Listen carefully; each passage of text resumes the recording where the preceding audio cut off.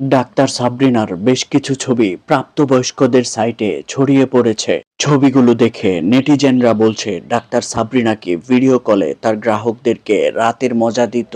ছবিগুলো দেখলেই বোঝা যায় যে এগুলো ভিডিও কলের স্ক্রিনশট, যেখানে ডাক্তার সাবরিনা একেবারে আপত্তিকর অবস্থায় রয়েছেন এবং ভিডিও কলের অপর প্রান্তে থাকা ব্যক্তির ফেসের জায়গায় ব্লার করা। ছবিগুলো ভালো করে দেখলেই বোঝা যায় যে এগুলো এখনকার নয়। এগুলো ডাক্তার সাবরিনা জেলে যাবার আগের, যখন সাবরিনা অনেকটা স্লিম ছিল।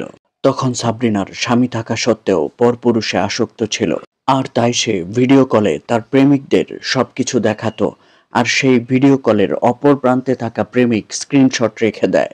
হয়তো প্রেমিকের স্বার্থে আঘাত পড়েছে, বা প্রেমিক সাবরিনাকে রুম ডেটিং করতে ডাকার পরেও সাবরিনা সাড়া দেয়নি, তাই প্রেমিক ছবি ভাইরাল করে দিয়েছে। অথবা যেই ফোনে ছবিগুলো ছিল ওই ফোন হারিয়ে গেছে, বা ফোন থেকে কোনোভাবে ছবিগুলো ছড়িয়ে পড়েছে।